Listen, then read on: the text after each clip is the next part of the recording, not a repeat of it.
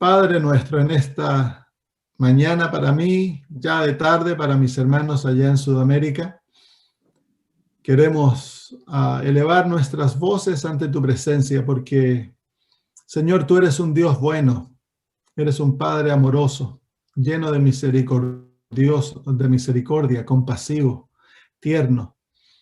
Eres un Dios, Señor, que nos has derramado tanta gracia que no merecemos. Nosotros nos hemos rebelado contra ti, hemos pecado, hemos violado tu ley tantas veces, Señor. Y tú, Señor, en vez de desecharnos, desarrollaste un plan a través del cual, donde sobreabundó el pecado, ha sobreabundado la gracia. Y en Cristo Jesús somos aceptos ante tu presencia, hemos sido reconciliados, somos amados, Señor, como que nunca hubiésemos pecado. Te alabamos y glorificamos, Padre, por tu bondad. Y en estos momentos, cuando abrimos tu palabra y estudiamos, nos presentamos ante ti, Señor, como niños, reconociendo de que necesitamos ser enseñados, que necesitamos la presencia de tu Espíritu, pues tenemos un intelecto tan débil, incapaz de comprender las cosas maravillosas de tu palabra. Así que, Señor, necesitamos que tú nos enseñes, que nos guíes a toda la verdad de acuerdo a tu promesa y que nos des la capacidad, Señor, no tan solo de entender, sino que también de vivir la verdad que aprendamos. En el nombre de Jesús. Amén. Muy bien, comenzamos la semana pasada a estudiar la oración como el pulso de la vida cristiana, el latir del corazón. Sin corazón en la vida física no somos nada, sin la oración en la vida espiritual no somos nada. La oración es el aliento de la vida espiritual, es lo que el aire significa para tu vida física, y respirar debe ser entonces la oración para nosotros. Es el latido de vida, es la experiencia a través de la cual la vida de Dios se comparte con nosotros y llegamos a conocerle a Él personalmente. Es por eso es que es tan importante. No debe ser un ejercicio tan solo, algo que hacemos porque hay que hacerlo, sino que la oración debe ser algo que hacemos porque lo necesitamos, es algo que amamos hacer, pasar tiempo con nuestro Padre, conversar con Él, abrir nuestro corazón y no calcular lo que pasamos. Hoy me levanté, el Señor me despertó a las 4:30, me he puesto medio flojo. Cuando era más joven me levantaba a las 3 de la mañana a orar. Ahora que estoy envejeciendo me cuesta levantarme, pero ya el Señor me tiró las orejas y me dijo: hijo, necesito que comiences a levantarte temprano. Y a mí, yo soy una persona que me gusta dormir, por lo general me despierto 5:30, me levanto, pero ya el Señor ahora me comenzó a levantar a las 4. Y a las 4:30, me levanto soñoliento y vengo a orar, pero lo hago con gozo porque es Dios el que a uno lo está invitando a orar. ¡Qué privilegio! Que el Dios del cielo esté interesado en que nosotros hablemos con Él. Para mí no hay privilegio más grande. Si a mí la reina de Inglaterra o el primer ministro de Australia me invitara a tener una sesión con él, sería un tremendo privilegio. No importa a qué hora me invitaran, yo me aseguraría de estar ahí. Sin embargo, somos reticentes a hablar con nuestro Dios. Es porque no lo conocemos. Cuando conocemos el carácter maravilloso de nuestro Padre, va a ser un deleite el comunicarnos con Él. Y yo pienso que como pueblo adventista, la debilidad más grande que nosotros tenemos es la falta de oración. Somos un pueblo que nos gusta estudiar la Biblia, nos gusta debatir teológicamente, somos un pueblo misionero, somos uno de los pueblos más misioneros, a pesar de los números. Comenzamos un pequeño grupo y hemos abarcado tanto del mundo. Pero somos un pueblo que no oramos suficiente, oramos poco. Y eso es lo que nosotros debemos cambiar. Debemos ahora llegar a ser un pueblo de oración. A mí una de las cosas que me ha gustado estudiar es la historia de los grandes reavivamientos en la historia de la iglesia cristiana. La hermana de White dice que hemos de esperar reavivamiento tan solo en respuesta a la oración. Y todos los reavivamientos, todos, sin falta, han sido el producto de hombres y mujeres que se han dedicado a la oración. Como yo les contaba la semana pasada, los moravios, los cristianos que influenciaron al mundo grandemente, eran personas de grande oración. Y ellos se dedicaron a orar, hicieron un compromiso por Dios, que iban a orar todos los días, día y noche, en la hora, por 100 años. ¿Cómo está eso? Por generaciones, por 100 años, todas las horas ellos iban a orar y causaron un reavivamiento maravilloso en muchos países del mundo. Así que debemos ser un pueblo que oramos. Entonces hoy vamos a estudiar el hecho de que la oración nos permite tener acceso directo. ¿Te ha pasado alguna vez que llamas a algún lugar y te hacen esperar? Aquí en Australia, si uno llama a las oficinas gubernamentales, por lo general uno tiene que esperar 2, 3 horas para que le respondan su llamada del teléfono. Pero no es así con nuestro Dios. Tenemos acceso directo a Dios. ¿Cuáles serían las chances que tú tomaras el teléfono y te pudieras poner en directo contacto con el presidente de Argentina o con el presidente de Chile o de Colombia? ¿Cuáles serían las chances de levantar el teléfono inmediatamente que al otro lado dijera, aló, hola amigo, qué gusto hablar contigo? No hay chance alguna. Ninguna chance. Incluso si uno quisiera hablar con él y tener una cita, sería imposible. Y sin embargo, con el Dios del cielo, con el Rey del universo, tú puedes comunicarte cuantas veces al día desees. Y si deseas hablar con él 24 horas al día, 7 días a la semana, 365 días al año, él nunca cuelga el teléfono. Siempre está al alcance. Siempre, siempre. Increíble. Muy bien. Me gustaría ver la seguridad que el Señor nos da de que Él escucha nuestras oraciones. Vengan a Jeremías capítulo 33 y versículo 3. Jeremías 33, versículo 3.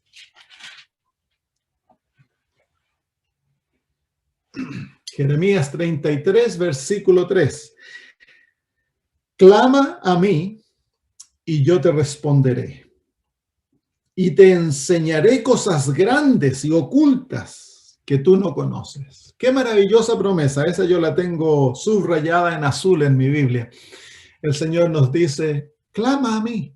¿Y cuál es la promesa? Y yo te responderé. Así que, ¿cuál es la seguridad que tenemos que si oramos, el Señor va a escuchar nuestras oraciones? Es plena, la seguridad es plena. El Señor nos ha dado su promesa y es imposible que Dios no cumpla su palabra. Dios siempre escucha nuestras oraciones, siempre. Clama a mí y yo te responderé. Y luego nos dice, y yo te enseñaré. Yo te enseñaré. Como un padre enseña a sus hijos, Dios desea enseñarnos a nosotros. ¿Y cuál es el medio a través del cual Dios nos enseña? La oración. El estudio de la Biblia debe ser llevado a cabo con mucha oración. Porque el libro, la Biblia es el libro a través del cual Dios nos enseña, pero la enseñanza debe ocurrir en el contexto de la oración. Como dijimos la semana pasada, la oración no es un monólogo. La oración es un diálogo en la cual tú hablas a Dios y Dios te habla a ti. Así que la seguridad plena que Dios nos da, certeza absoluta que si nosotros oramos, si nosotros hablamos con Él, el Señor va a responder nuestras oraciones. Jeremías 29, 12 y 13. Jeremías 29, 12 y 13. Jeremías 29, 12 y 13 dice, entonces me invocaréis y vendréis y oraréis a mí y yo os oiré. Y me buscaréis y me hallaréis, porque me buscaréis de todo vuestro corazón. Entonces, nuevamente la promesa del Señor, que cuando le invoquemos, cuando vayamos a Él, Él nos escuchará. Una de las condiciones es que le busquemos de todo corazón, que anhelemos estar con Él. Que no sea simplemente cuando estamos en problemas. El Señor escucha nuestras oraciones y nos responde. Él es misericordioso.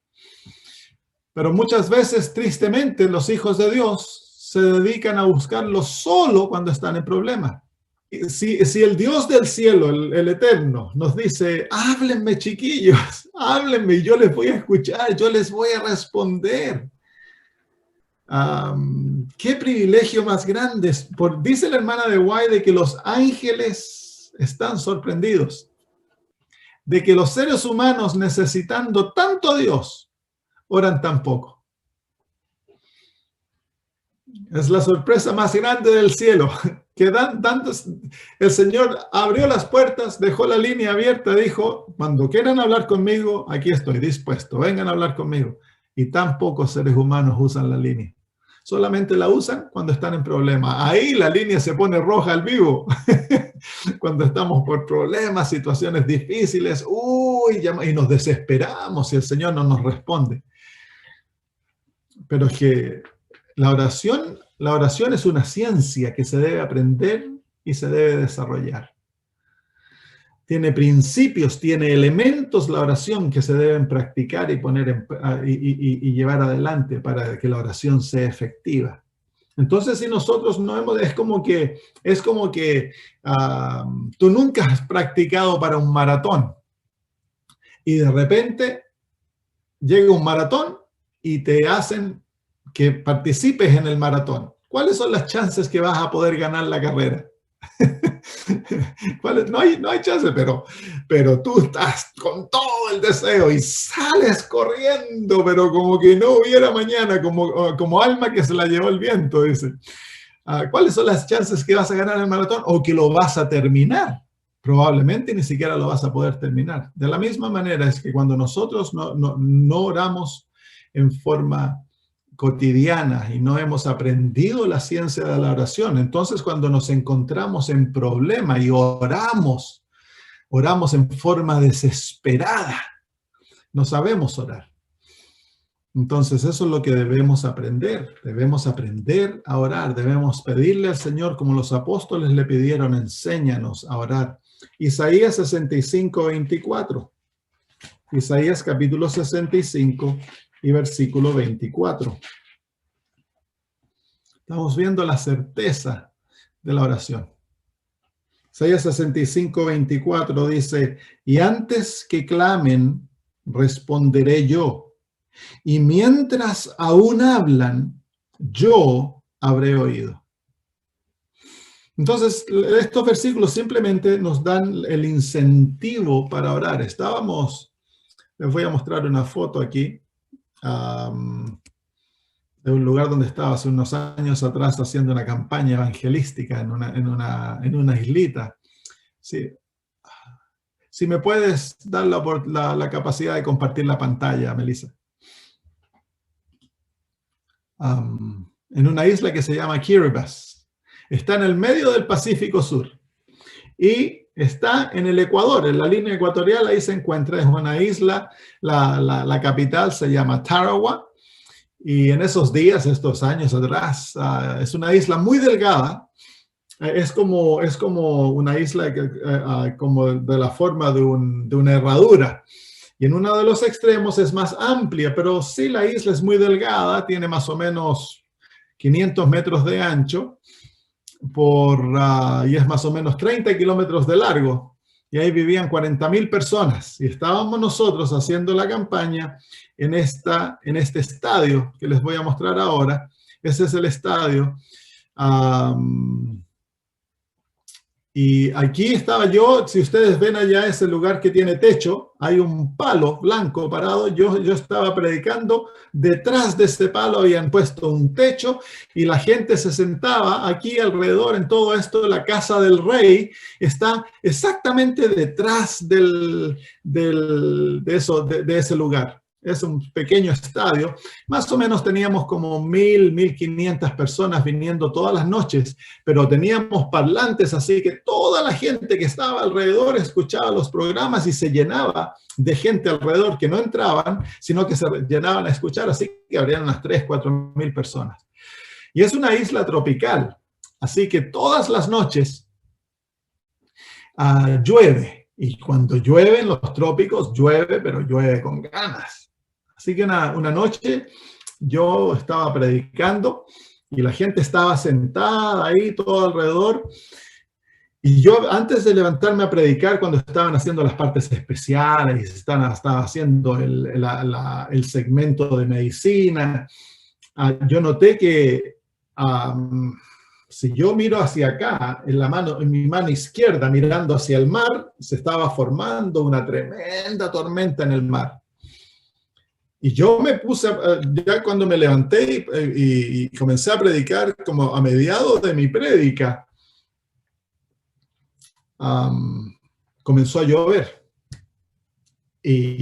No que así comenzó a llover de a poquitito, sino que comenzó a llover como que habían abierto el grifo y comenzó a caer agua de una manera.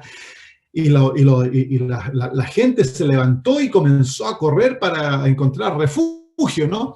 Entonces yo pensé, uy, se nos acabó la noche.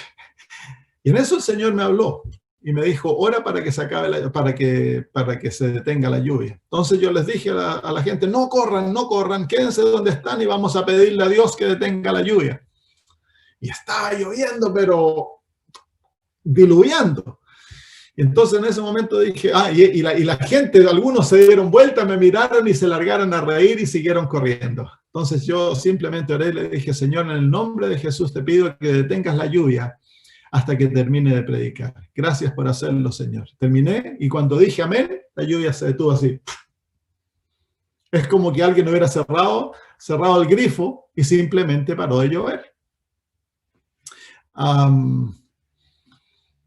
Los nativos quedaron tan sorprendidos cuando se dieron cuenta que ya no estaba lloviendo, que pusieron sus manos así, miraron al cielo y comenzaron a aplaudir de la manera que ellos celebran. Ellos son más eufóricos que los adventistas del séptimo día, ¿no? Comenzaron a aplaudir, a saltar y no a dar gracias, porque yo les había estado enseñando a ellos de que no debían tener temor de los médicos brujos, porque en las islas se practica mucho la brujería, y el médico brujo tiene mucho poder sobre la mente de las personas, a pesar de que en todas las islas son cristianos.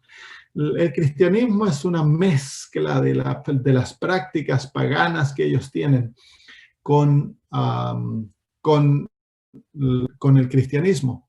Así que tienen mucho temor de la brujería porque tienen poderes muy grandes. A mí me habían dicho que un brujo puede partir una tormenta, puede partirla en dos, pero un brujo, me dice, no tiene el poder de detener la lluvia cuando ya comenzó a llover. Y entonces yo había estado hablando de que Dios es mucho más poderoso que ellos, que mucho más poderoso que los brujos, que no tengan miedo, les decía, se tienen que poner de toda parte, de todo corazón del lado de Dios. Y esa noche cuando se detuvo la lluvia, para ellos fue una demostración práctica de que Dios es más poderoso que los brujos. Al final tuvimos un bautismo como de 100 personas. Y esa noche a mí Satanás me atacó. Seguramente los brujos se dieron cuenta de lo que estaba ocurriendo y se habrán puesto juntos y como a las 3 de la mañana había despertado para ir al baño, volví, estaba orando en mi cama acostado y de repente sentí que dos manos me agarraron mis pies. Y luego las manos vinieron bien rápido por todo mi cuerpo, me fueron aplastando así bien fuerte y una mano me agarró del cuello y la otra del pecho. Y era una mano poderosa. Y comenzó a apretar mi garganta y cada vez que yo respiraba para afuera, me apretaba la garganta y me empujaba el pecho para abajo. Entonces me estaba ahogando, se me estaba acabando el aire y comencé a tratar de decir el nombre Jesús y a orar en forma audible, pero no podía, porque ya no me quedaba aire en los pulmones. Entonces oré mentalmente, le dije, Señor, por favor, permíteme decir el nombre Jesús. Y traté, pero nada salía y me estaba acabando sin aire. Y la mano me tenía bien apretado de aquí. Y no había nadie, por supuesto, era un demonio. Así que eventualmente el Señor me permitió y dije, Jesús, así bien suavecito. Y la mano me soltó, me puse de pie en el nombre de Cristo. Le dije al demonio que se fuera y me arrodillé a orar. Oré por un buen rato, se me pasó el sueño, por supuesto. ¿A quién va a quedar con sueño con esa experiencia? Así que la oración es efectiva, muy efectiva, cuando sabemos orar. Así que debemos, hermanos, como pueblo, aprender a pasar mucho tiempo en oración. Hay una relación directa entre el tiempo que nosotros pasamos en oración y el poder que nosotros tenemos. El carácter de Cristo, la presencia del Espíritu Santo, todo ello es el resultado de comunión con Dios. Y gran parte de aquella comunión está basada en la oración. ¿Qué significa orar? ¿Qué significa orar? Cuando tú escuchas la palabra orar, oración, ¿qué te imaginas? ¿Qué es lo primero que viene a tu mente? Si nosotros hemos crecido en países católicos, tendemos a tener una actitud bastante formal de la oración. La oración es algo que hacemos. No, los católicos van y rezan el Ave María, rezan esto y lo otro, o van con el rosario.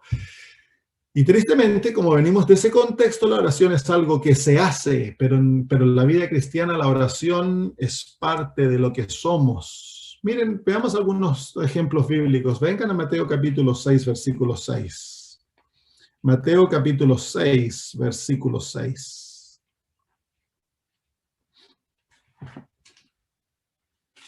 Queremos ver qué es la oración. Mateo 6, 6. Mas tú cuando ores, dice, entra en tu aposento y cerrada la puerta, ora a tu Padre que está en secreto. Y tu Padre que ve en lo secreto, te recompensará en público. Entonces, ¿qué es la oración? La oración, la hermana de White define la oración en el libro El Camino a Cristo, es el abrir el corazón a Dios como a un amigo. Ponemos en la oración que la oración es algo formal, la oración es algo que se debe hacer con palabras especiales, que la oración tiene que... No, la oración es simplemente, hermanos, en cualquier contexto tú hablas a Dios y llegas donde Él y le hablas como a un amigo, como a un padre. Y ahí pones delante de Él todo lo que está en tu alma y escuchas lo que Él tiene que decir como consejo, como guía. Eso es la oración. Entonces, no hay lugar mejor que otro para orar. Tú puedes orar cuando estás en la ducha, puedes orar cuando estás en la cama. Claro, hay momentos especiales de oración. Cuando en la mañana yo me levanto, vengo a mi estudio y me arrodillo para orar porque es tiempo de oración. Pero eso no significa que al estar arrodillados y aquí en mi escritorio es el único lugar donde yo puedo orar. No, yo puedo orar cuando voy caminando, cuando voy manejando. Yo cuando manejo largas distancias me encanta manejar porque yo estoy en comunión con Dios. Voy cantando, voy, ¿cómo se llama? Orando, hablando al Señor. Entonces se hace muy ameno. Aquí las distancias no, bueno, como en Argentina las distancias son muy, muy largas. Aquí, por ejemplo, para ir a la próxima ciudad grande son 1000 kilómetros. Hay ciudades entre medio, son ciudades pequeñas. Para ir a Melbourne son 1000 kilómetros, para ir a Brisbane son 1000 kilómetros. Entonces, cuando a mí me toca ir a predicar a otros lugares y manejo, que son 10, 12 horas de viaje, uso el tiempo para estar en comunión con Dios. La oración es abrir el corazón a Dios como un amigo. Y así de la misma manera que tú hablas a un amigo, es la manera que tú debes hablarle a Dios. ¿Cuál es el objetivo de la oración? ¿Cuál es el objetivo de nuestra oración? Mateo 6, 9. Mateo capítulo 6, versículo dice, Hebreos capítulo 4. Hebreos capítulo 4. La gran diferencia entre la religión de Cristo y el paganismo es que en el paganismo sus dioses no se interesan por el fiel del Dios. Los dioses no tienen interés, no tienen tiempo para ellos y es imposible para la persona entrar en contacto directo con Dios. Es por eso que en el catolicismo se le ora al sacerdote, se le ora a los santos, pero rara vez se ora directamente a Dios. En el verdadero cristianismo, a nosotros hablamos directamente con Dios. Hebreos capítulo 4 y versículo 16 dice, acerquémonos pues confiadamente al trono de la gracia para alcanzar misericordia y hallar gracia para el oportuno socorro. Cuando oramos, nosotros entramos directamente a la pieza donde se encuentra el trono de Dios. Y ahí hablas directamente con Dios. Yo me imagino, yo uso mi imaginación cuando oro en la mañana, vengo a los pies del Señor y le digo, Señor, buenos días, qué lindo es venir a hablar contigo. Y me imagino que estoy en su presencia. Me imagino que Él me invita y me dice, ven, siéntate conmigo, hijo, hablemos. Yo le digo, espérame, deja adorarte un tiempo. Y paso un buen tiempo adorándolo, alabándolo. Y luego me siento al lado de Él y conversamos. Ahí hablamos de todo. ¿Por qué? Porque estoy hablando con mi Padre. Y estoy hablando con Él como un amigo. No estoy hablando con Él como un rey. El Señor Jesús nos invitó a hablar con Dios como un Padre. Dios es rey, sí, es rey, pero Él no desea que nosotros nos relacionamos con Él como rey cuando oramos con Él. Cuando oramos con Él es como un padre que es un amigo, para que el corazón se abra y no hayan barreras. Porque si tú te lo imaginas como rey sentado en ese trono y lo ves lejos, entonces van a haber distancia, va a ser difícil la comunicación. La imagen que tú tienes de Dios determina mucho la manera que tú te relacionas con Él. ¿Sabías eso? Si tú tienes la imagen de un Dios dictador, un Dios duro, un Dios distante, entonces esa es la manera que tú te vas a relacionar con Él. Debemos aprender a ver al Dios de la Biblia como Él es, un Dios amoroso, misericordioso, que es compasivo, lleno de gracia, que le encanta pasar tiempo con sus hijos. Es el placer de Dios estar con nosotros y le encanta que nosotros nos acerquemos a Él. Miren el ejemplo de Jesús. Cómo Jesús le hablaba a su Padre. Vengan a San Juan capítulo 17. San Juan capítulo 17. Versículos 1 y 2, y después el versículo 5. San Juan 17, 1 y 2 y versículo 5 dice, estas cosas habló Jesús y levantando los ojos al cielo dijo, Padre, la hora ha llegado. Glorifica a tu Hijo para que también tu Hijo te glorifique a ti, como le has dado potestad sobre toda carne, para que dé vida eterna a todos los que le diste. Versículo 5 dice, ahora pues, Padre, glorifícame tú al lado tuyo con aquella gloria que tuve contigo antes que el mundo fuese. En esas palabras hay una expresión de plena confianza, hay una expresión de conocimiento del Padre. Jesús está íntimamente relacionado con el Padre. No usa palabras abnormales, usa palabras normales. Está hablando con Dios el Padre y se está relacionando con Él como su papito, como su Padre. Y le habla como que Él estuviera ahí al lado de Él. No hay ese sentido de distancia, ese sentido de como que tú le estás hablando a un ser que es tan difícil de alcanzar. Hay veces, a mí me parece cuando los hermanos oran en la iglesia, como el Dios distante. No, hermanos, sí, Dios está al lado nuestro. Él está junto con nosotros. Cuando tú les estás hablando, le estás hablando ahí. Ese es el Dios amigo, el Dios compañero. En San Juan capítulo 11, nuevamente vemos esta familiaridad de Jesús con su Padre.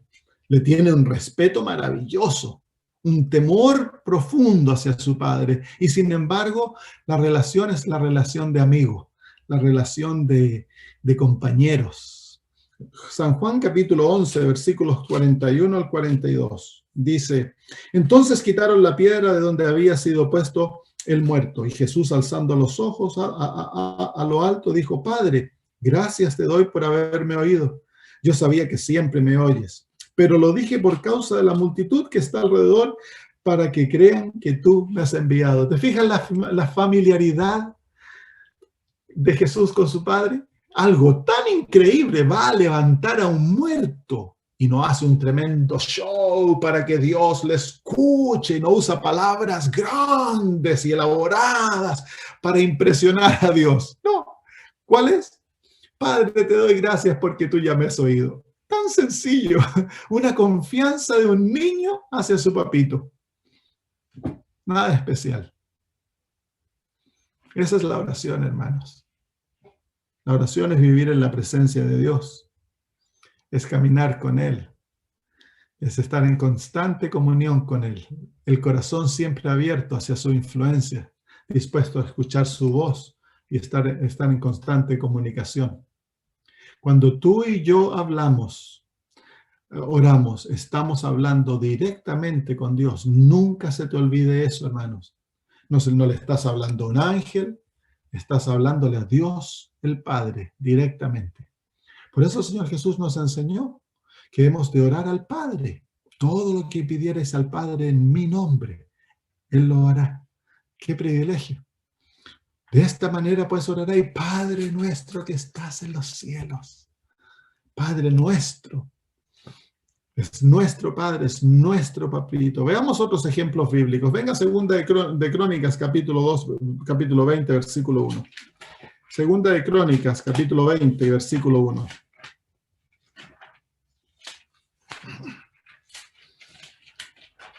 Plena confianza. Cuando oras, esa es la primera lección que se ha de aprender a la oración. Tú oras, le estás hablando directamente a Dios. Dime, si Dios te diera una audiencia física y te dijera: tú me puedes pedir lo que tú quieras, ¿qué harías?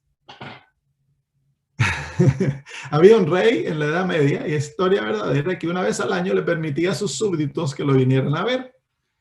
Se abrían las puertas del palacio, los súbditos venían y le podían pedir al rey lo que fuera. Entonces venía el pastor y le decía: yo quiero que me dé unas 2 o 3 ovejitas, y ya el rey decía: sí, denle 2 o 3 ovejas, y quería que le diera materiales para reparar su casa y así. Pero un día llegó uno y dijo: bueno, si voy a hablar con el rey, le voy a pedir. Y dijo: yo quiero que me dé un palacio, rey, quiero que me dé unos soldados.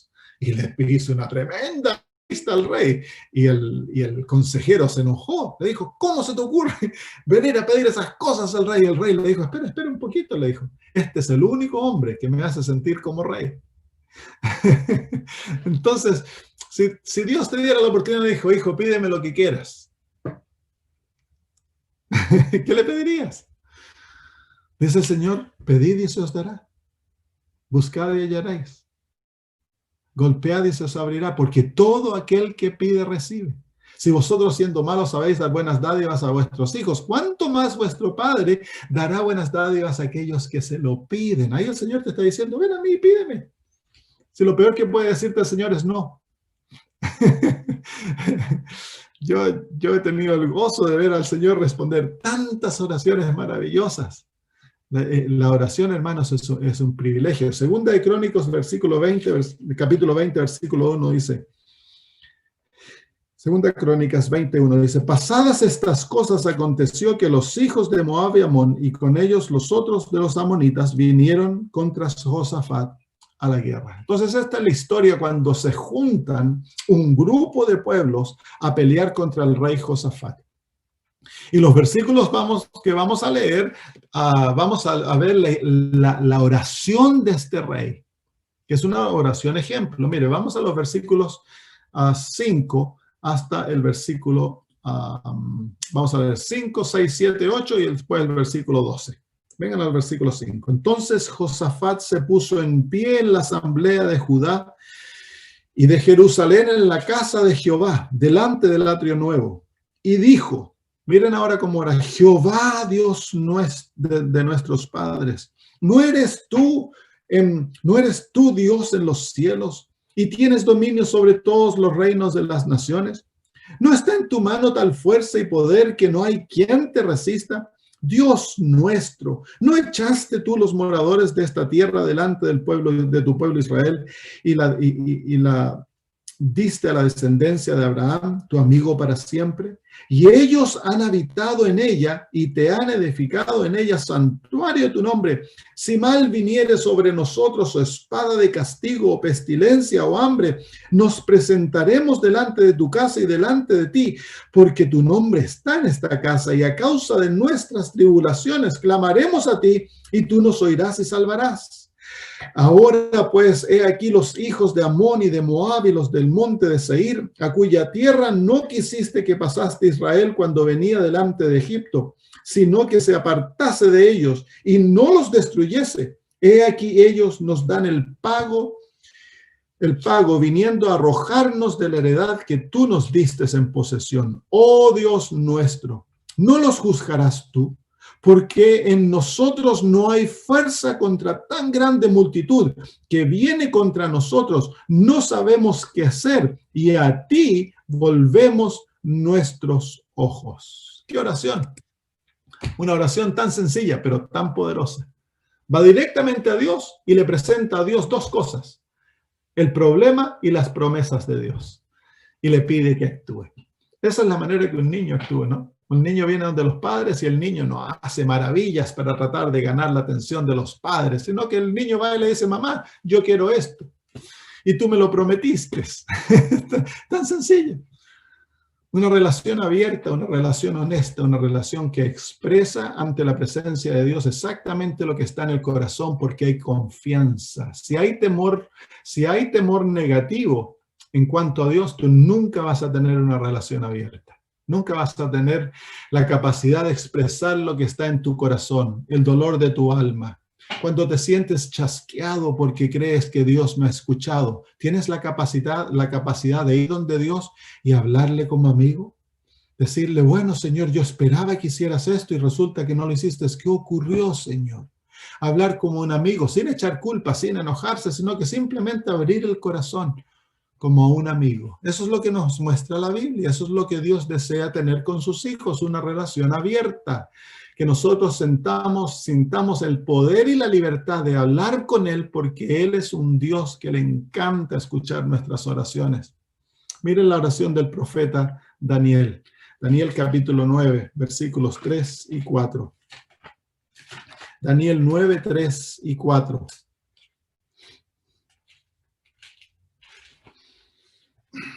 Daniel ya es mayor aquí, tiene 70 y tantos años, a lo mejor 80.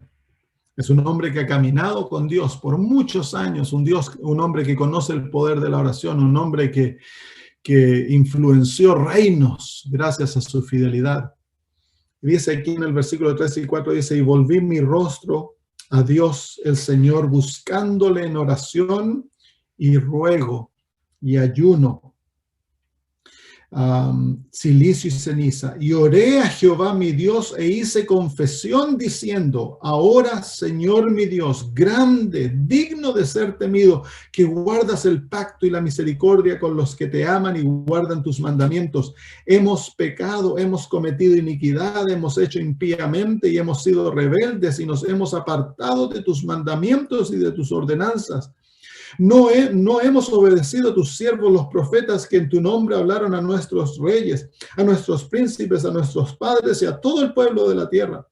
Tuya es, Señor, la justicia y nuestra la confusión de rostro, como en el día de hoy lleva todo hombre de Judá, los moradores de Jerusalén y todo Israel, los de cerca y los de lejos, en todas las tierras a donde los has echado a causa de su rebelión con que se rebelaron contra ti. Oh Jehová, nuestra es la confusión de rostro de nuestros reyes, de nuestros príncipes y de nuestros padres, porque contra ti pecamos. de Jehová nuestro Dios es el tener misericordia y el perdonar, aunque contra él nos hemos rebelado.